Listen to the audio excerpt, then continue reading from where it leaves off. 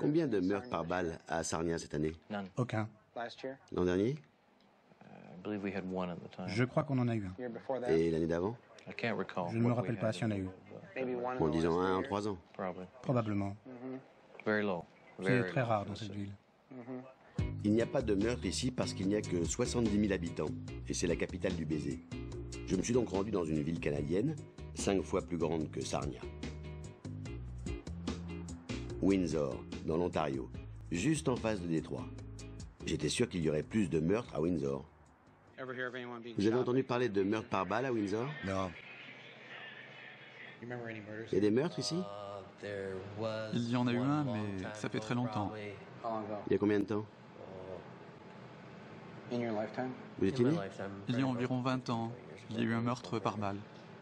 Et d'ailleurs, ce policier de Windsor me confia que le seul meurtre par balle qu'il y avait eu en 3 ans avait été commis par un type de Détroit avec une arme volée dans le Minnesota. Dans cette agglomération de près de 400 000 habitants, aucun Canadien ne tirait sur d'autres Canadiens.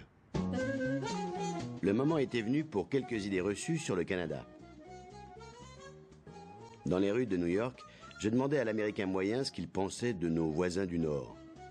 Les Canadiens regardent moins de films violents que les Américains. Mais c'est faux. Des hordes de jeunes Canadiens raffolent de l'hémoglobine hollywoodienne. Et alors le mec s'est fait arracher la jambe.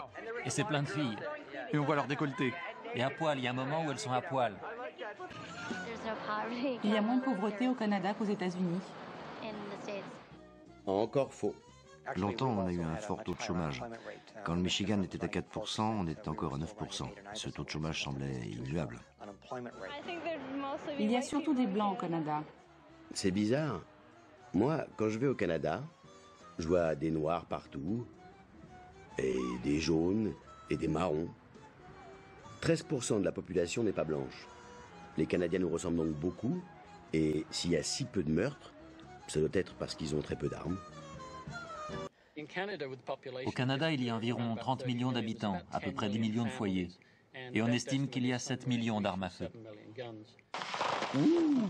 Le Canada est donc un pays amoureux, collectionneur et dingue des armes à feu.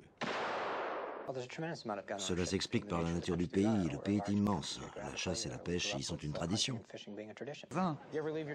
Vous laissez votre porte ouverte la nuit? Où est-ce que vous habitez, à Toronto? Juste à côté. Et vous laissez ouvert? J'ai décidé de me rendre à l'improviste dans un quartier de Toronto pour voir si cette histoire de verrou était vraie. Désolé, je vérifie.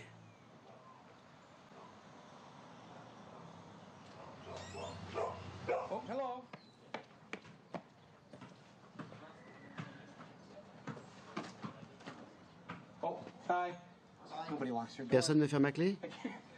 Personne ne ferme sa porte dans cette ville. Vous voulez que je ferme? Vous aimez cette ville? Ouais, beaucoup, oui. Et le t-shirt? Aussi, oui. La porte était grande ouverte. Vous n'avez pas peur? Je devrais? Je sais pas. Non, je ne crois pas. Merci, désolé d'être rentré chez vous. Hein. Merci de ne pas m'avoir tiré dessus. De rien. Pour un Américain comme moi, tout ça semblait un peu étrange. Jusqu'à ce que je vois à la télé le journal qu'ils regardent le soir. Ce sont nos amis. Nous les écouterons poliment et attentivement, mais on ne fait pas la guerre sans raison. Soir après soir, on ne gavait pas les Canadiens de peur. Et leurs hommes politiques disaient des trucs bizarres. Il faut qu'il y ait des crèches, que les gens puissent placer leurs parents en maison de retraite, qu'ils aient une assurance maladie pour ne pas se ruiner en soins médicaux. C'est la base d'une bonne société. On ne gagne pas en s'attaquant aux plus faibles. C'est hélas une idée défendue par certains gouvernements de droite. Ils s'en prennent aux gens sans défense et dans le même temps accordent des avantages fiscaux aux gens qui n'en ont pas besoin.